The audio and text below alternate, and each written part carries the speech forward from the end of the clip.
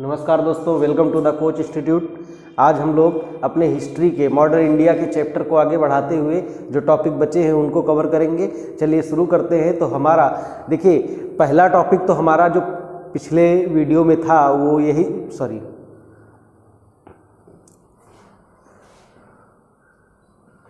नमस्कार दोस्तों, welcome to the coach institute. आज हम लोग अपने हिस्ट्री में मॉडर्न इंडिया में अगला टॉपिक स्टार्ट करेंगे। तो पिछले वीडियो में हम महात्मा गांधी के भारत आगमन से संबंधित फैक्ट को कर चुके थे। जिन लोगों ने वीडियो नहीं देखा है, डिस्क्रिप्शन बॉक्स में जाकर क्लिक करके आप वीडियो देख सकते हैं। देखिए हिस्ट्री को मैंने पिछले वीडियो में बात की है कि याद करने का सबसे आसान तरीका होता है आप एक टाइमलाइन बना लीजिए। इसलिए मैं यहाँ कोशिश कर रहा हूँ लगातार आप लोगों को टाइमलाइन बना के दिखा रहा हूँ। आप लोग भी इसे फॉलो कीजिए, आपको हिस्ट्री हमेशा याद रहेगी, अन्यथा आप भूलते रहेंगे। ठीक, तो मॉडर्न इंडिया में देखिए हमने टाइमलाइन पिछले वीडियो में भी बनाई थी। इस वीडियो में भी अपने टॉपिक को स्टार्ट करने से पहले एक टाइमलाइन बनाएंगे कि किस सन में कौन कौन सी महत्वपूर्ण घटनाएं हुई। अगर आपने ये टाइमलाइन बना ली तो आपके लिए हिस्ट्री कोई बड़ी बात नहीं है। चलिए शुरू करते हैं। देखिए प्रथम विश्व युद्ध, ठीक, इसका आरंभ 1914 28 जुलाई 1914 को हो गया था और 11 नवंबर 1918 को इसका आधिकारिक समापन हुआ। ठीक, तो ये तारीख आपको याद रखनी भाई, 28 जुलाई प्रथम विश्व युद्ध शुरू हो गया था, क्योंकि इसी से रिलेटेड अभी हम एक इंटरेस्टिंग फैक्ट करने वाले हैं जो कि वर्तमान में विवाद का मुद्दा भी बन गया है थोड़ा सा। चलिए देखिए, इसके पश्चात महात्मा गांधी का भारत आगमन होता है। ठीक, महात्मा गांधी का भारत आगमन कब होता है? 9 जनवरी 1915 को। ठीक, इसी दिन हम 9 जनवरी को क्या मनाने लग गए? प्रवासी भारतीय दिवस। ठीक, उसके बाद देखिए महात्मा गांधी के भारत आगमन के एक वर्ष पश्चात 1916 में लखनऊ समझौता होता है। ठीक, फिर एक वर्ष पश्चात 1917 में महात्मा गांधी का पहला आंदोलन होता है चंपारण सत्याग्रह। कहाँ पर? बिहार में। इसको भी करेंगे डिटेल में, लगातार क्वेश्चन पूछे गए यहाँ से। फिर एक साल बाद अहमदाबाद मिल में हड़ताल होती है, कपड़ा मिल थी उसमें हड़ताल होती है 1918 में। और फिर उसी वर्ष एक और महात्मा गांधी का आंदोलन होता है खेड़ा सत्याग्रह। खेड़ा कहाँ है? गुजरात में पड़ता है ये, गुजरात में। ठीक, खेड़ा सत्याग्रह होता है। उसके बाद जो बहुत ही इंपॉर्टेंट मुद्दा है, भारत में एक फिर 10 वर्ष के बाद 1909 के मार्ले मिंटो सुधार के बाद 10 वर्ष पश्चात एक और फिर से भारत शासन अधिनियम लाया जाता है, जिसे हम मॉन्टेग्यू चेम्सफोर्ड सुधार नाम से भी जानते हैं 1919 में। और उसके बाद इसी को लागू करने के लिए अंग्रेजों की सरकार ने एक कानून बनाया ताकि लोग अगर कुछ दंगा उंगा करें, कुछ भड़कें, तो उसे दबाया जा सके, जिसे रॉलेट एक्ट कहा गया। और इसी रॉलेट एक्ट के विरोध में भारतीयों द्वारा महात्मा गांधी के नेतृत्व में जो आंदोलन चलाया गया उसे रॉलेट एक्ट के नाम से जाना जाता है, रॉलेट सत्याग्रह के नाम से जाना जाता है। ये थी हमारी आज की टाइमलाइन। हम इसी टाइमलाइन के अनुसार सारी चीज़ें करेंगे। एक बार मेरे साथ दोहरा लीजिए। 1914 से 18 के मध्य प्रथम विश्व युद्ध, फिर 9 जनवरी 1915 को महात्मा गांधी का भारत में आगमन, उसके पश्चात लखनऊ समझौता 1916 में, फिर 1917 में आपका चंपारण सत्याग्रह, 1918 में अहमदाबाद मिल मजदूर आंदोलन और 1918 में ही खेड़ा सत्याग्रह तथा 1919 में मॉन्टेग्यू चेम्सफोर्ड सुधार, जिसे भारत शासन अधिनियम 1919 भी कहते हैं। और उसके बाद उसी 1919 में इस अधिनियम को लागू करने हेतु लाए गए रॉलेट एक्ट पर भारतीयों द्वारा की गई रॉलेट सत्याग्रह के रूप में प्रतिक्रिया। ये थी आपकी आज की टाइमलाइन। अब इसी को आगे हम बढ़ाते हुए शुरू करते हैं अपना पहला टॉपिक, प्रथम विश्व युद्ध। इससे रिलेटेड कौन कौन से फैक्ट हमें आने चाहिए। चलिए शुरू करते हैं। तो शुरू करते हैं अपना पहला टॉपिक जो कि है प्रथम विश्व युद्ध। ये कब से कब तक चला? 1914 से लेकर 1918 तक चला। ठीक, इसका कारण क्या था?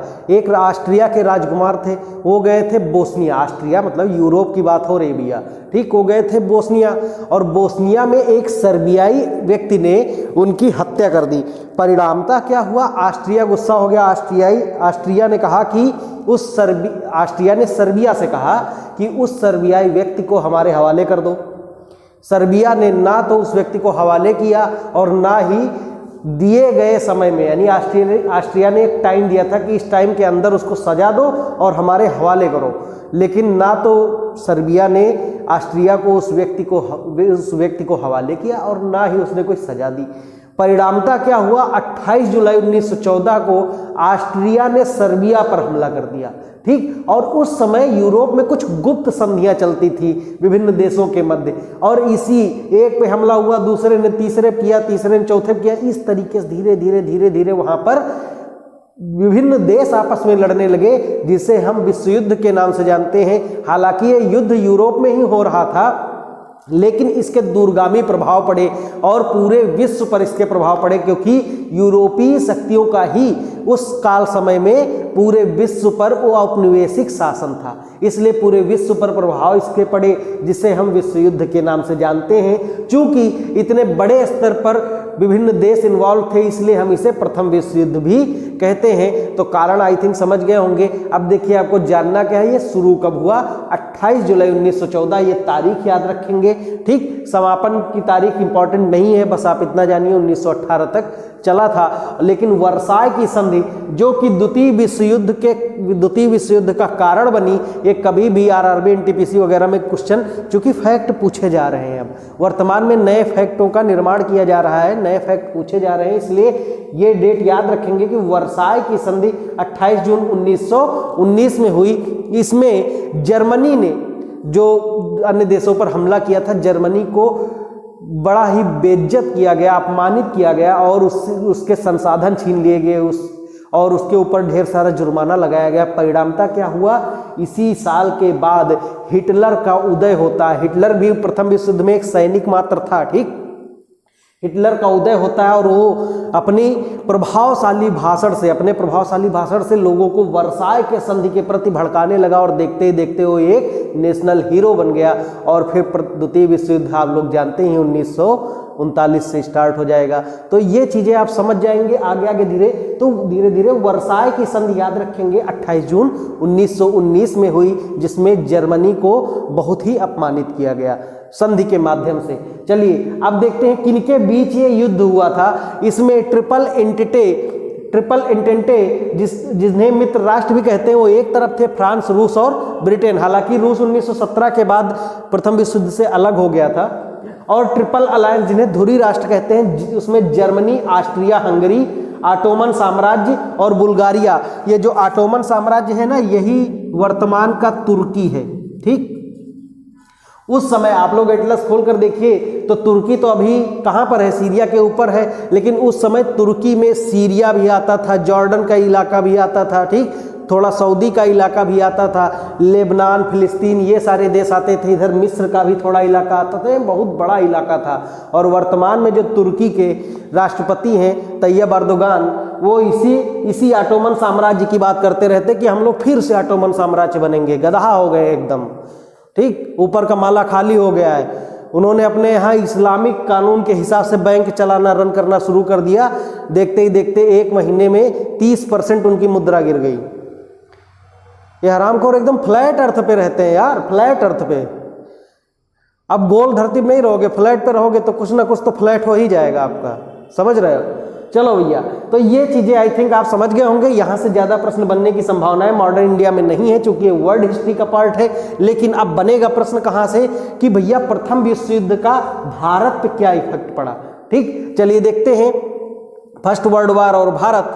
तो यहाँ पर गांधी व तिलक ने युवाओं को सेना में भर्ती हेतु प्रोत्साहित किया। देखिए, प्रथम विश्व युद्ध में अंग्रेजों ने भारतीय नेताओं को लॉलीपॉप दिया कि गुरु हम जीत गए ना, तो आपको ना बढ़िया वाला मतलब पुरस्कार देंगे, और आप जो चाहते हैं कि देश में थोड़ा स्वतंत्रता हो, थोड़ी आज़ादी हो, जो अधिकार हो, ये सब हम आपको देंगे बड़ा मासूमियत से।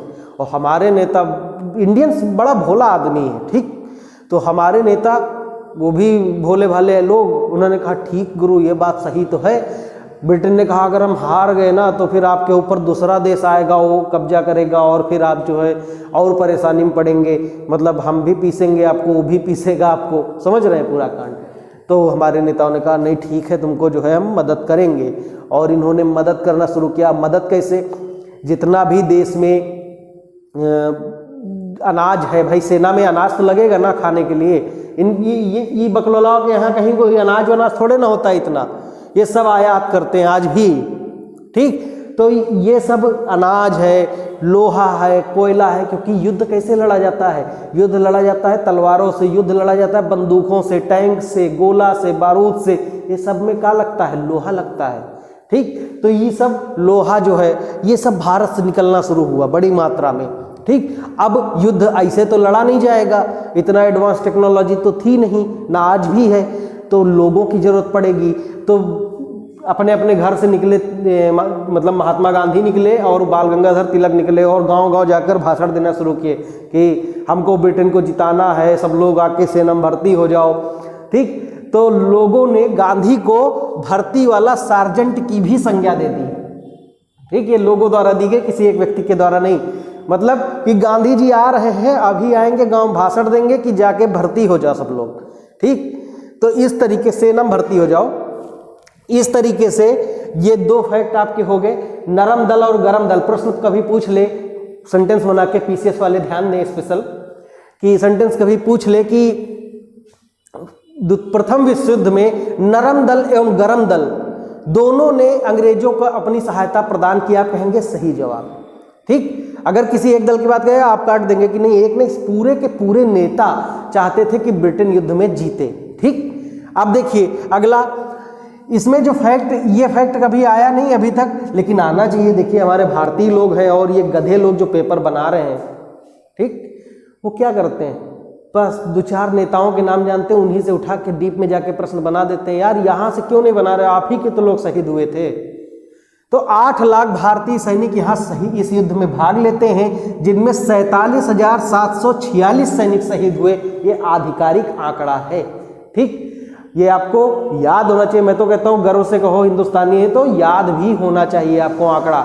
और इन्हीं शहीद हुए सैनिकों के याद में स्मारक के तौर पर 1921 में इंडिया गेट की आधारशिला रखी गई। अब आपको याद होने लगा कुछ कुछ जो वर्तमान में विवाद चल रहा है। इंडिया गेट दिल्ली में है, राष्ट्रपति भवन के जस्ट सामने राजपथ पर आप देखेंगे इंडिया गेट बना हुआ है। ठीक, तो वहां पर इंडिया गेट की आधारशिला 1921 में रखी गई।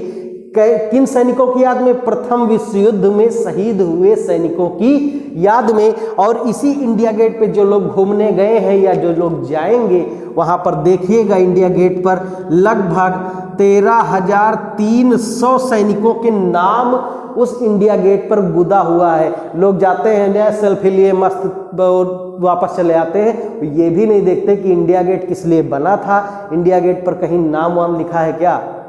ठीक, तो चूंकि इसको मोहब्बत वाले वहाँ खुरच के नहीं लिखे हैं ना, इसलिए वो बढ़िया पत्थरों में लिखा हुआ है, तो हमें दिखाई नहीं पड़ता है नॉर्मल तरीके से, अगर आप जब तक गौर ना करें तो। ठीक, गौर करेंगे तो आपको ये नाम दिखेंगे, वहाँ पर कभी जाइएगा तो दिखिएगा। ठीक, 1931 में इंडिया गेट बनकर तैयार हो गया। फिर 1971 आते हैं जब भारत ने बांग्लादेश को आज़ाद करवाया और एक नया देश बना। तब 1971 युद्ध में शहीद हुए सैनिकों के नाम पर वहाँ पर अमर जवान ज्योति की स्थापना की गई। ठीक, फिर इंडिया गेट से जैसे आप बढ़ेंगे करीब 400 मीटर 500 मीटर की दूरी पर, 400 मीटर कम से कम होगा, उतनी दूरी पर आपको राष्ट्रीय युद्ध स्मारक अब मिलेगा, जो कि मोदी जी के कार्यकाल में बना है राष्ट्रीय युद्ध स्मारक, जिसमें 1947 देश की आज़ादी के बाद से 15 अगस्त 1947 के बाद जितने भी सैनिक शहीद हुए हैं उनके नाम लिखवाए गए हैं। ठीक, और वर्तमान में जो विवाद का विषय यही है कि इंडिया गेट पर जो अमर जवान ज्योति जल रही थी, उसे जो आपका राष्ट्रीय युद्ध स्मारक है वहां भी एक अमर जवान ज्योति जल रही है, उसके साथ मिला दिया गया है और इंडिया गेट पर जल रही अमर जवान ज्योति को अब बुझा दिया जाएगा। ठीक, अब इंडिया, एक और प्रश्न, इंडिया गेट के जस्ट सामने एक छतरी बनी हुई है।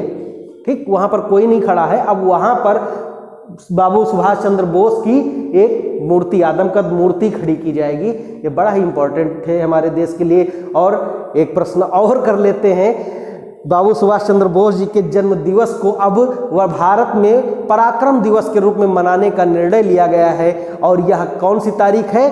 23 जनवरी। कौन सी है? 23 जनवरी उनका जन्मदिन है और उसी को पराक्रम दिवस के रूप में मनाने की तैयारी की गई है या घोषणा की गई है।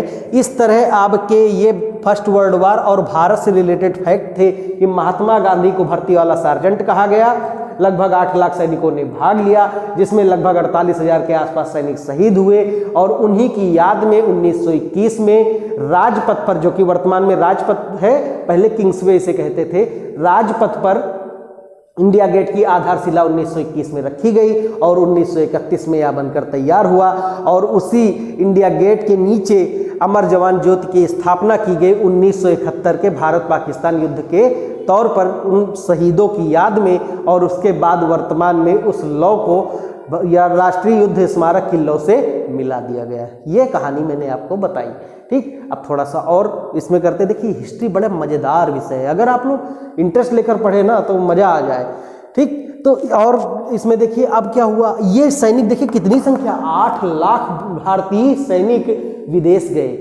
ठीक, जब विदेश गए वो तो उन्होंने देखा यार कि रोड पे बढ़िया लड़कियां थोड़ा छोटे कपड़े पहन के घूम रही हैं। छोटे कपड़े मतलब ये नहीं कि ऐसे घूम रही, मतलब फ्राक में घूम रही हैं, कोई पाबंदी नहीं है पर्दे की। ठीक, वो आकर पुरुषों से, हमारे सैनिकों से हाथ मिलाई हैं। ठीक, सैनिकों ने देखा यार यहाँ पे कॉफ़ी पिया जाता है, होटल होता है, ऐसे ऐसे लोग बात करते हैं, कभी कोई सरकार आके उनको जबरिया पकड़ती नहीं है, यहाँ पर जातिगत जो विषमताएं हैं वो थोड़ा कम हैं।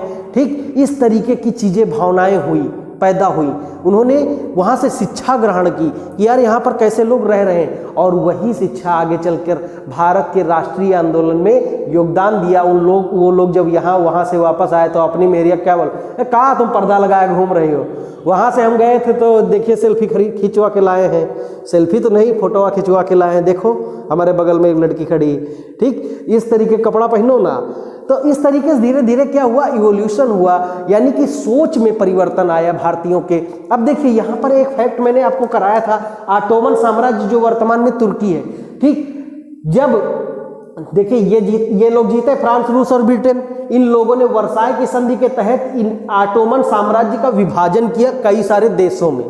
ठीक, तो जो इलाका वर्तमान में आप सुनते होंगे इजराइल, ठीक, इजराइल का जो इलाका था वो मिला ब्रिटेन को। ठीक, द्वितीय विश्व युद्ध में जब जर्मनी ने यहूदी लोगों को सताना शुरू किया तो ब्रिटेन ने जर्मनी से यहूदियों को निकालकर उसी भूमि पर, जो हिस्सा उसको मिला था प्रथम विश्व युद्ध में, उसी भूमि पर, ऑटोमन साम्राज्य की उसी भूमि पर बसाना शुरू किया। ठीक, और ये आज भी देखिए विवाद का कारण बना हुआ है। लेकिन तो कहा जा सकता है इतना हरामखोर आदमी बा ब्रिटेन कि जितना भी झंझट झगड़ा चल रहा है पूरे विश्व में, सब यह कारण बा। समझ रहे हैं? तो ऑटोमन साम्राज्य जब इसका विभाजन हो गया तो देखिए मुस्लिम वर्ल्ड में ऑटोमन साम्राज्य का जो सम्राट होता था उसे मुस्लिम, पूरे विश्व के मुस्लिम अपना खलीफा मानते थे। ठीक, तो जब ऑटोमन साम्राज्य का विभाजन हुआ, परिणामतः उस खलीफा को उसके पद से हटाया गया, तो पूरे विश्व के मुसलमानों ने आंदोलन शुरू कर दिया, जिसमें भारत के मुसलमान सबसे आगे झंडा ले घूम रहे थे।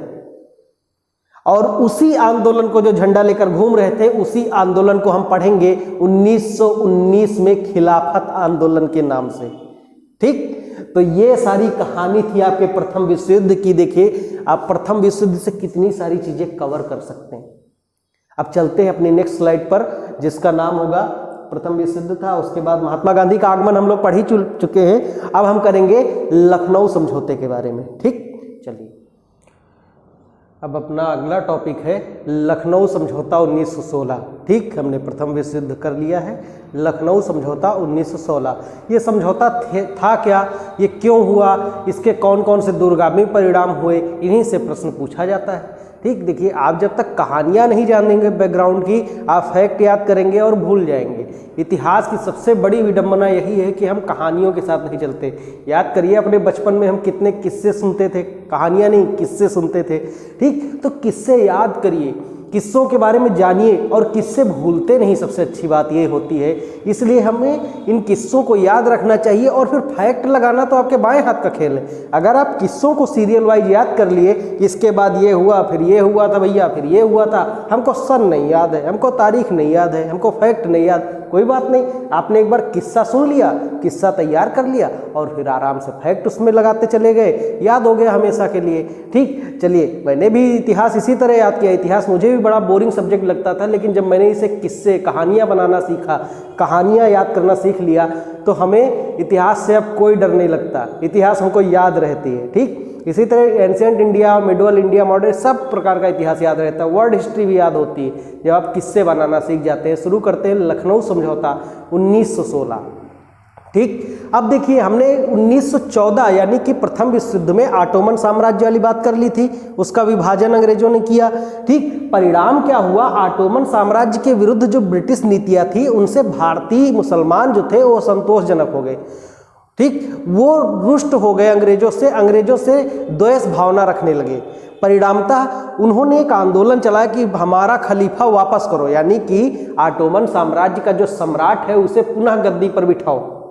ठीक, देखिए, भारतीय मुसलमान, मैं सबकी बात नहीं कर रहा हूँ, सब लोग क्षमा कीजिएगा जो लोगों को बुरा लग जाए, मैं अक्सर इस बारे में थोड़ा सावधानी बरतता हूँ, लेकिन चूंकि इतिहास है तो थोड़ा बोलना पड़ता है। ठीक, कि जो उस समय का जो मुसलमान था ज़्यादातर, ठीक, मैं ये नहीं कह रहा हूँ उसमें मैक्सिमम मुसलमान, जैसे कि आपके अबुल कलाम आज़ाद साहब हैं, मजरूल हक हैं, ये ढेर सारे बड़े बड़े नेता भी भारतीय राष्ट्रीय आंदोलन के पक्ष में थे। लेकिन देखिए, उस समय भी मुस्लिम आबादी में जो शिक्षा का स्तर था काफ़ी कम था। ऐसी दशा में उन्हें बरगलाना, उन्हें बहकाना आसान था। तो जो अवसरवादी मुस्लिम नेता थे, ठीक, उन्होंने क्या किया, ऑटोमन साम्राज्य के विरुद्ध मोर्चा खोल दिया। और चूंकि एक बड़ी आबादी को, यानी बड़ी मुस्लिम आबादी को अपने साथ बरगला कर ले आए, ऐसी कंडीशन में क्या हुआ, उन्होंने जो कांग्रेस थी उसे एक अपॉर्चुनिटी लगी कि क्यों ना यार इस जनसमूह को या जनता, मुस्लिम जनता के इस रोष को हम राष्ट्रीय आंदोलन में प्रयोग करें। ठीक, इसीलिए यह जो लखनऊ समझौता हो रहा है वो हो रहा है किसके बीच, देखिए पहला पॉइंट, दूसरा पॉइंट मैंने लिखा कांग्रेस व मुस्लिम लीग के बीच। देखिए, मुस्लिम लीग की बात हम पिछले वीडियोस में कर चुके हैं, 1906 में इसका गठन हो गया था। तो मुस्लिम लीग ने मुस्लिम जनता को ऑटोमन साम्राज्य के प्रति अपनी संवेदनाओं को व्यक्त करने हेतु यूनाइट किया और अंग्रेजों के विरुद्ध खड़ा किया। और उसी के लिए, उसी को देखते हुए कांग्रेस ने भी इसे एक अपॉर्चुनिटी माना, एक प्रकार से सही विकल्प माना कि यार इनको यूज किया जाए राष्ट्रीय आंदोलन में या अंग्रेजों के विरुद्ध। इसलिए दो समझौते हुए थे लखनऊ समझौते में, एक हुआ था कांग्रेस व मुस्लिम लीग के बीच। अब दूसरे समझौते की बात करते हैं। देखिए, उस समय 1916 में तिलक जी, ठीक, हमने बात की थी पिछले वीडियो में जब हम पढ़ रहे थे क्रांतिकारी राष्ट्रवाद का प्रथम चरण, तो उसमें मैंने कहा था तिलक जी को मांडले जेल बर्मा भेज दिया गया। ठीक, 6 वर्ष की सजा देके 1906 में, सॉरी 1909 में। ठीक, तो तिलक जी भी जेल से रिहा हो चुके थे और उन्होंने सोचा कि जो 1907 के सूरत अधिवेशन में कांग्रेस में दो फाड़ यानी नरम दल और गर्म दल में विभाजन हो गया है, इनको इकट्ठा किया जाए। ठीक, तो यहां से प्रश्न बनते हैं, कितने समझौते हुए लखनऊ में? 2 समझौते हुए। पहला हुआ आपका नरम दल व गर्म दल के बीच यानी कांग्रेस के अंदर ही, और दूसरा हुआ कांग्रेस व मुस्लिम लीग के बीच। नरम दल व गर्म दल को एक करने में 2 लोग मध्यस्थता की भूमिका निभाई, एक बाल गंगाधर तिलक और एनी बेसेंट। वहीं कांग्रेस व मुस्लिम लीग के बीच समझौता कराने में 2 लोग भूमिका निभाए, बाल गंगाधर तिलक और मोहम्मद अली जिन्ना। ठीक, जिन्ना पहले प्रो इंडियन था, एक प्रकार से देखें तो अंग्रेजों के खिलाफ था, बाद में मुस्लिम लीग का नेता बन गया और फिर ये 1940 में तो एकदम इसका अलग ही रूप दिखाई पड़ता है। तो जिन्ना को पढ़ने के लिए जब भी पढ़ना हो तो आप जिन्ना को इस तरह पढ़िए, 1925 से पहले जिन्ना, 1925 के बाद जिन्ना, एकदम अलग अलग चीज है, आपको लगेगा कोई 2 आदमी पढ़ रहे हो। ठीक, चलिए अब यहां पर मैंने नोट लिख दिया है कि कांग्रेस ने इसी, चूंकि समझौता हुआ और मुसलमानों को मार्ले मिंटो सुधार 1909 के तहत पृथक निर्वाचक प्रणाली की प्राप्ति हो चुकी थी, तो इस समझौते में यह भी पॉइंट डाला गया और कांग्रेस ने मार्ले मिंटो सुधार के पृथक निर्वाचन प्रणाली को मान्यता दे दी कि ठीक है, हम आपकी बात मानते हैं। परिणाम इसके दूरगामी हुए और भारत दो देशों में विभाजित हुआ बाद में, ठीक, इसी का परिणाम है।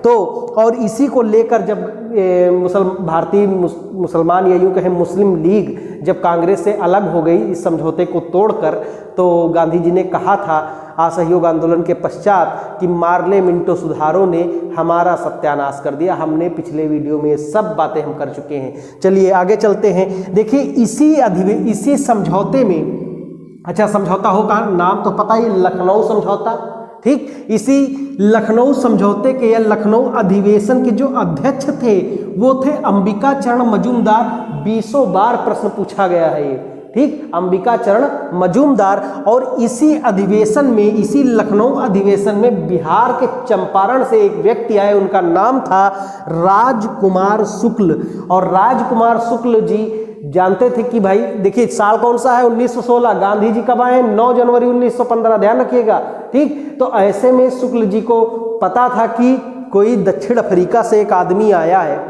और वो जो है आंदोलन करने में थोड़ा ज़्यादा सक्रिय, अंग्रेजों भी उससे डरता है, ठीक। इसलिए राजकुमार शुक्ल ने इसी अधिवेशन में गांधी जी को बिहार आकर चंपारण के किसानों की समस्याओं की जांच करने हेतु आमंत्रित किया कि आइए और किसानों की जो समस्याएं हैं वहां पर, नील किसान जो नील उगा रहे हैं उनकी जो समस्याएं हैं उनको आप एड्रेस कीजिए। समझ गए आप लोग? ये चीजें थी, आपको ये सारे फैक्ट थे जो आपको करने थे। तो हम एक फिर से अपने इस स्लाइड को समाप्त करने से पहले एक बार फिर से उंगलियों पर फैक्ट गिनते जाते हैं। चलिए देखिए, 1916 में लखनऊ समझौता हुआ। समझौता किनके मध्य हुआ? मुस्लिम लीग और कांग्रेस के मध्य। मध्यस्थता किसने की? चूंकि मुस्लिम लीग है ऐसे में याद रहेगा, तिलक और जिन्ना। वहीं नरम दल व गरम दल के बीच, ठीक, मध्यस्थता किसने की? एनी बेसेंट व तिलक ने। लखनऊ अधिवेशन के अध्यक्ष कौन थे? अंबिका चरण मजूमदार, ठीक। किस अधिवेशन में कांग्रेस ने मुस्लिम लीग के पृथक निर्वाचन प्रणाली को मान्यता दी? तो ये लखनऊ समझौता था। किस अधिवेशन में बिहार के चंपारण से आकर राजकुमार शुक्ल ने गांधी जी को बिहार के चंपारण के नील किसानों की समस्याओं के बारे में अवगत कराया? तो ये लखनऊ अधिवेशन था, ठीक। ये सारे के सारे फैक्ट आपके हो गए, फिनिश हो गए। इस तरीके से कहानियां बनाकर पढ़िए, गारंटी आप कभी एग्जाम में फेल नहीं होंगे, आप एकदम टेंशन फ्री होकर एग्जाम देने जाएंगे, ठीक। चलिए चलते हैं नेक्स्ट स्लाइड पर। और हमारी अगली नेक्स्ट स्लाइड क्या होगी? लखनऊ समझौता हो गया। अच्छा, गांधी जी का पहला आंदोलन भारत में चंपारण। अच्छा, चंपारण करने से पहले देखिए 1916 में ही एक गतिविधि शुरू हुई, क्योंकि तिलक जी ऐसे व्यक्ति हैं जो बैठेंगे नहीं, खुरपेच करते रहेंगे। इसीलिए वैलेंटाइन सिरोल ने तिलक जी पर एक किताब लिखी और इन्हें भारतीय अशांति का जनक कहा कि ये आदमी भारत में अशांति पैदा करता है केवल, ठीक। तो तिलक जी खुरपेच कुछ करेंगे, तो अभी हम कर लेते हैं पहले थोड़ा सा, एक छोटा सा टॉपिक है होम रूल लीग आंदोलन, ठीक। फिर हम आगे स्टार्ट करेंगे गांधी जी के तीनों आंदोलन, फिर आगे देखते हैं कहाँ तक चलते हैं, ठीक।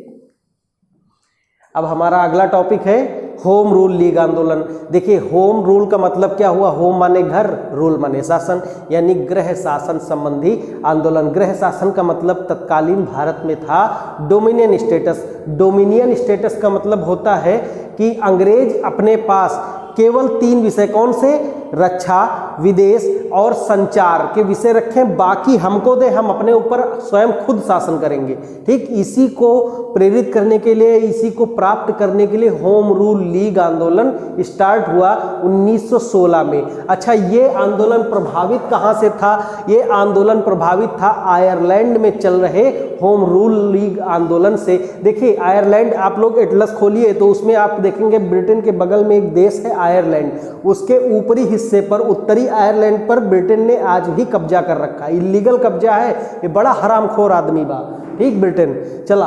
अब आओ संस्थापक। देखिए, इसकी संस्थापक थी एनी बेसेंट जी, यानी ये विचार किसके दिमाग में आया? एनी बेसेंट के दिमाग में आया।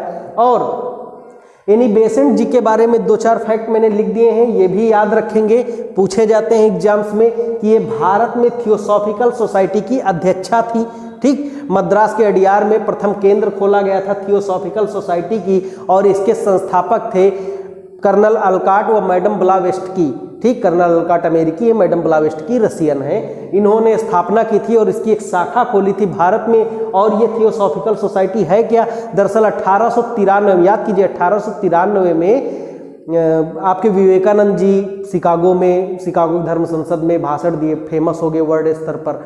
तो वेदांत दर्शन, विश्व में लोगों को वेदांत दर्शन के बारे में पता चला।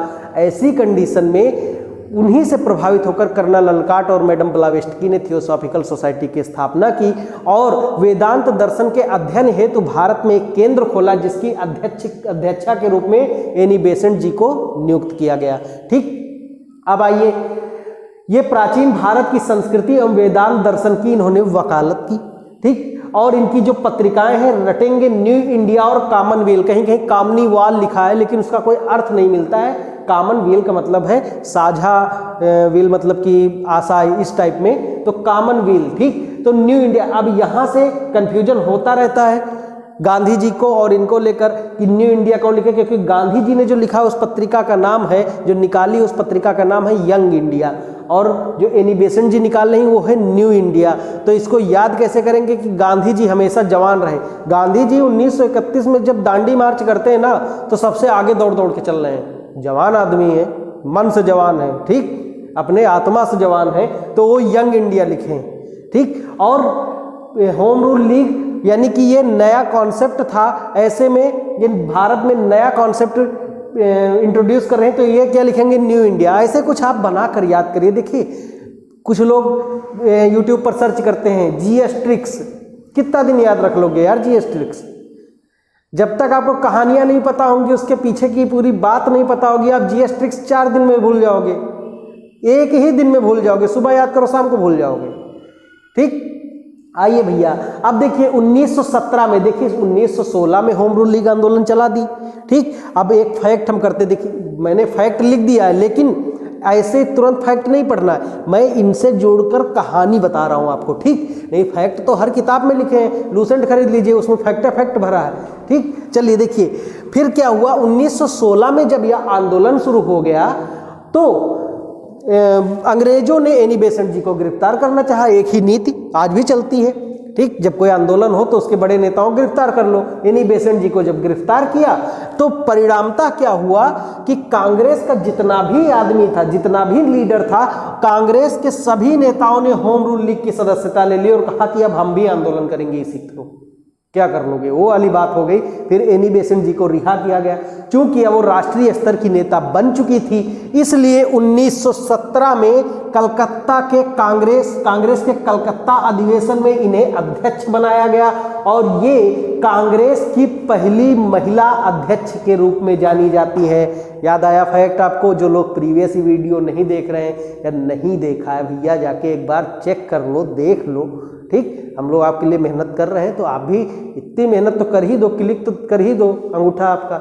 चलिए अब देखते हैं होम रूल लीग आंदोलन के अन्य चीजें। तो यहाँ पर बाल गंगाधर तिलक ने भी होम रूल लीग की स्थापना की। देखिए कब हो रहा है, 1916। तिलक जी रिहा कब हो गए जेल से? पिछली स्लाइड में किया 1915 में। ठीक, तो 1916 में तिलक जी ने भी होम रूल लीग आंदोलन शुरू कर दिया और एनी बेसेंट जी ने भी 16 में ही अपना होम रूल लीग आंदोलन शुरू कर दिया। लेकिन यहां से एक पेच है, तो पीसीएस वाले गौर करें, ज्यादा तेजी से गौर करें।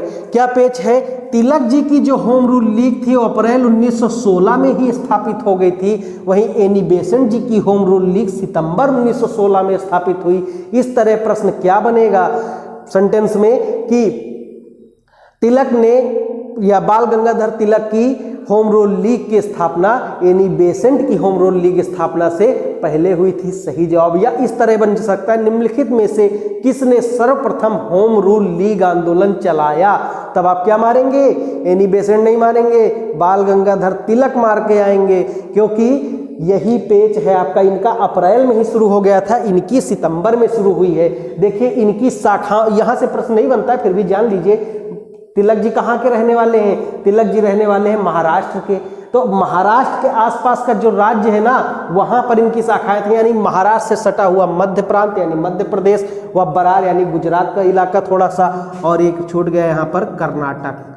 ठीक, महाराष्ट्र, मध्य प्रांत, बरार व कर्नाटक में इसकी शाखाएं खोली गई। और उसी तरह एनी बेसेंट जी ने भी अपनी शाखाएं खोली, केवल मद्रास यानी तमिलनाडु को छोड़कर पूरे भारत में इन्होंने अपनी शाखाएं खोली और इसके सचिव के रूप में जॉर्ज अरुंडेल को नियुक्त किया। ये भी रट्टा मारेंगे। अब देखिए, जब राष्ट्रीय स्तर पर एनी बेसेंट जी को पहचान मिल गई तो तिलक जी त्यागी आदमी, फकीर आदमी, उन्होंने कहा क्यों ना हम दोनों अपनी होम रूल लीग को मिलाकर एक बड़े स्तर का आंदोलन शुरू करें। तो 1918 में दोनों की होम रूल लीग आंदोलन को मिला दिया गया। बात समझ में आ गई आपको? अब चलिए देखिए, जो यहाँ से प्रश्न आपका बनेगा, ये वाला पॉइंट नोट नंबर 1, यह प्रश्न क्यों बनेगा? देखिए पीसीएस में ये बनेगा। ऐसे प्रश्न पीसीएस में बनते हैं या आईएएस में बनते हैं, थोड़ा सा क्या कहते हैं, कथन दे देता है और पूछता है निम्नलिखित में से कौन से कथन सत्य हैं या है। ठीक, इस तरीके से प्रश्न पूछ लेता है। तो देखिए, यह आंदोलन मुसलमान वर्ग, क्योंकि अच्छा पढ़ लेते हैं पहले। यह आंदोलन मुसलमान वर्ग, एंग्लो इंडियन व दक्षिण भारत की निम्न जातियों को अपनी ओर आकर्षित करने में विफल रहा। क्यों विफल रहा भैया? क्यों? क्योंकि एनी बेसेंट जी किसकी वकालत कर रही हैं? प्राचीन भारत की संस्कृति और वेदांत दर्शन की वकालत कर रही हैं। अब बताइए, सन 600 के पहले क्या मुस्लिम धर्म था ही नहीं, मुस्लिम धर्म ही नहीं था। ठीक, तो प्राचीन भारत में मुस्लिम वर्ग क्यों अपना इंटरेस्ट दिखाएगा? उसको तो बस वही तुर्क जो क्या बोलते हैं, सल्तनत काल से रिलेटेड चीज़ों की ज़रूरत होती है। ठीक, अब देखिए, और दूसरा चीज वेदांत दर्शन है। ऐसे में वेद आ गया तो ऐसे में उच्च जातियां और निम्न जातियों का कॉन्फ्लिक्ट भी आ जाएगा। इस कंडीशन में जो दक्षिण भारत की निम्न जातियां थी, उन्होंने कहा ये आंदोलन तो केवल ब्राह्मणों का आंदोलन है गुरु, इसमें हम काहे हिस्सा लें, हम नहीं लेंगे हिस्सा। ठीक, इसलिए यह आंदोलन, और एंग्लो इंडियन तो ऑब्वियस सी बात है, इनके बाप दादा अंग्रेज रहे होंगे, बाप या माता में से कोई एक अंग्रेज रहा होगा, ऐसे में ये लोग भी इस आंदोलन के साथ नहीं जुड़े। तो देखिए, इस तरह सेंटेंस बनाकर भी पूछा जा सकता है। अब हम लोग कर लेते हैं एक बार इसका रिवीजन पूरा का पूरा होम रूल लीग आंदोलन का। देखिए, मैं वन लाइनर चाहूँ तो वन लाइनर बढ़िया फटाफट लिखता जाऊँ और आंसर बताता जाऊँ, आपको भी लगेगा क्या इंटेलिजेंट आदमी, वाह वाह शाबाश, जैसा कि डिजिटल बोर्ड पर लोग कर रहे हैं। मार धक्का धक क्लिक किए, अगला आ रहा है और बच्चा भी बैठा आराम से मस्त देख रहा है, वाह वाह, सही बात है। लेकिन उससे कभी भी एग्जाम में एक क्वेश्चन नहीं फंसता है, या फंसता भी है तो आप सॉल्व नहीं कर पाते। और उद्देश्य क्या होना चाहिए? आपका सिलेक्शन। इसलिए गौर से देखिए, इस तरह मैं इसीलिए सिनॉप्सिस बना के पढ़ा रहा हूँ। मैंने एक बार कोशिश भी की थी उस तरह पढ़ाने, लेकिन फिर मुझे मज़ा नहीं आया, कारण कि उस तरह आप सिलेबस स्पीड में ख़त्म तो हो सकता है, क्योंकि यहाँ से क्या भाई मैक्सिमम 7-8 प्रश्न होंगे, 7-8 लिखा फटाफट बताते चले गए, हो गया। लेकिन आपको जब कहानी नहीं पता होगी इतना, तो इतिहास चुटकियों में भूलेंगे, भूगोल चुटकियों में भूलेंगे, पॉलिटी भी आपको याद नहीं रह जाएगी। इसलिए इस तरह मैं पढ़ाने का प्रयास कर रहा हूँ, आप लोग भी सहयोग करिए। और अपने हित मित्रों, जो लोग ये चीज़ें नहीं देख रहे हैं, या जिन लोगों को आप चाहते हैं कि ये लोग भी सिलेक्ट हो हमारे साथ, या जो लोग हमारे हित मित्र हैं, उनको भी ये वीडियो शेयर करें। आप लोग इसको फैलाइए, बढ़ाइए, क्योंकि अगर आपको समझ में आ रहा है कि यार तरीका ये वाला सही है, जो आप लोग खासकर 12 अंकी में मैंने देखा है कि वन लाइनर ही लिखाया और पढ़ाया जाता है। और एक चीज़ याद रखिए, जिस दिन आपको खुश किया जाने लगा, आपके हिसाब से पढ़ाया जाने लगा, उसी दिन से आपका विनाश संभव। विनाश का मतलब आपको बुद्धि कभी आएगी नहीं। कारण यहाँ पर टीचर बच्चों को, देखिए 12 अंक में क्या होता है, मंथली फीस देते हैं कोचिंग्स में। ऐसे में मंथली फीस में क्या होता है, आपको हर महीने टीचर को खुश रखना होता है। टीचर हर महीने आपको खुश रखेगा कि बच्चा भाग न जाए, क्योंकि मंथली फीस मिल रही। ऐसी कंडीशन में क्या होता है कि बच्चे फीस तो मंथली देते हैं, और जैसे समझ में नहीं आया निकल लिए, अगला दूसरी कोचिंग कर लिए। ठीक, इस तरीके का कांड यहाँ पर होता है। इसलिए टीचर आपको खुश करता रहता है। आप सोच के देखिए, बचपन में आपके माता पिता आपको अगर खुश करने की कोशिश करते कि अरे हमारा बच्चा रहा दे स्कूल जाकर, आज बड़ा रोआवत है, रहा दो, तो क्या होता है, आप हाई स्कूल में इतने अच्छे नंबर ला पाते? कभी नहीं ला पाते। इसलिए टीचर जिस तरह खुश करने का प्रयास करते हैं 12 अंकी में, वो सरासर गलत है।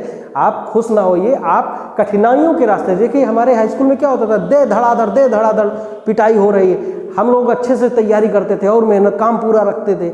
लेकिन आज क्या है, आज ये कंडीशन नहीं है। इसलिए थोड़ा सा आलस से भी आता है, तो इन सब चीज़ों को दूर कीजिए और थोड़ा आंखें दिमाग खोलिए, क्योंकि एक उम्र हो जाने के पश्चात अगर आपकी आंखें दिमाग खुली तो कोई मतलब नहीं रह जाएगा। ठीक, इसलिए इस तरीके से सिनॉप्सिस बनाकर एक बार कहानी बना बनाकर पढ़ लीजिए ना, कभी नहीं भूलेगा। बार बार मैं आपसे यही चीज़ कहता हूँ। शुरू करता हूँ होम रूल लीग आंदोलन से रिलेटेड सारे फैक्ट उंगलियों पर हम करेंगे। चलिए, होम रूल लीग आंदोलन के किस सदर नाम से जाना जाता है?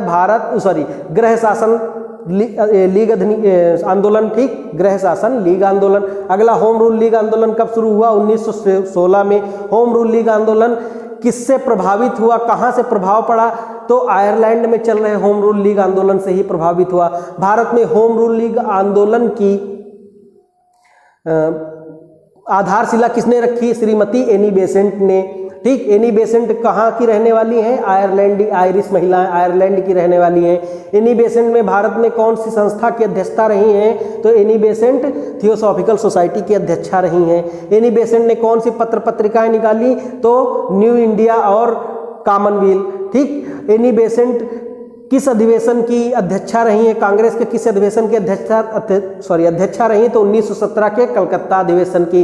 भारत की प्रथम महिला कांग्रेस अध्यक्ष कौन रही हैं? तो वो हैं श्रीमती एनी बेसेंट जी। चलिए आगे की तरफ चलते हैं। तो भारत में किसने सर्वप्रथम होम रूल लीग आंदोलन की आधारशिला रखी? सर्वप्रथम की बात आ गई तो यहाँ पर क्या मारेंगे? तिलक जी, बाल गंगाधर तिलक जी। ठीक, तिलक जी का कार्य क्षेत्र क्या था? तो सीधा सीधा ऑप्शन हो सकता है दे दे, तो आप क्या करेंगे? महाराष्ट्र, मध्य प्रांत, बरार व कर्नाटक का इलाका। ठीक, बाकी किसके होम रूल लीग आंदोलन की शाखाएं संपूर्ण भारत में थी? तो एनी बेसेंट की। एनी बेसेंट की होम रूल लीग आंदोलन का सचिव कौन था? तो जॉर्ज अरुंडेल थे। यह आंदोलन किस वर्ग को अपनी तरफ लुभाने में असफल रहा? तो मुस्लिम, निम्न जातिया व एंग्लो इंडियन को। ठीक, हाँ, होम रूल लीग आंदोलन के निम्नलिखित में से कौन से सदस्य रहे हैं? तो जितना कांग्रेस के नेता को मारेंगे आ जाएगा उपरोक्त सभी, यानी कांग्रेस के लगभग सभी नेता होम रूल लीग आंदोलन की भी सदस्यता ग्रहण किए थे। ये था आपका होम रूल चैप्टर।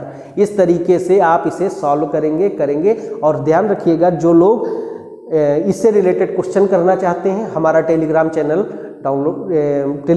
ज्वाइन कर लीजिए। हम लोगों ने ग्रुप बना रखा है, अभी तो ग्रुप ही है, फिर उसे चैनल में कन्वर्ट करेंगे। तो ग्रुप या चैनल आप ज्वाइन कर लीजिए, क्योंकि यहाँ पर जितना भी मैं पढ़ाता हूँ उससे रिलेटेड जितने भी फैक्ट या जितने भी क्वेश्चन बनते हैं, मैं वहाँ पर सारे के सारे क्वेश्चन एक बार में ही डाल देता हूँ। यानी जैसे आज मैंने जो पढ़ाया इस वीडियो में, उससे रिलेटेड जो भी 20, 25, 30 जितना भी क्वेश्चन बनेगा, मैं सब वहाँ पर डाल देता हूँ। तो आप वहाँ पर जाकर सॉल्व कर सकते हैं, अपना टेस्ट दे सकते हैं। इस तरीके से हम, चूँकि वीडियो लंबा हो रहा है, इसलिए हम अपने नेक्स्ट वीडियो में आपसे मुलाकात करेंगे और कोशिश करूँगा कि जल्दी जल्दी मैं वीडियो लाने का प्रयत्न करूँ। और आप लोग भी तैयारी इसी तरह करते रहें, बने रहिए हमारे साथ। लेखपाल का सिलेबस ये केवल लेखपाल के लिए नहीं, अपितु आप भारत में कोई भी वनडे एग्जाम हो, आप उसे इस तरह जीएस पढ़ के आप उसे दे सकते हैं। आपका श्योर है निकल जाएगा। और वर्तमान में क्या हो रहा है, एक नोटिस और वर्तमान में हो रहा है ये कि जितना भी नया सिलेबस जारी हो रहा है, आप गौर से देखिए तो उसमें लगभग 50% सिलेबस जीएस का हो जा रहा है। ठीक, लेखपाल का ही सिलेबस ले लीजिए तो 25 क्वेश्चन जीएस दे दिया और 25 क्वेश्चन ग्रामीण परिवेश के नाम पर दे दिया, वहाँ पर भी यही जीएस पूछी जाएगी। इसलिए 50 क्वेश्चन लगभग जीएस आएगी। तो आप लोग थोड़ा सा फोकस रहिए, तभी सिलेक्शन होगा। और मिलते हैं आपसे नेक्स्ट वीडियो में। तब तक के लिए आप लोग अपना ख्याल रखें, बने रहिए हमारे साथ। धन्यवाद।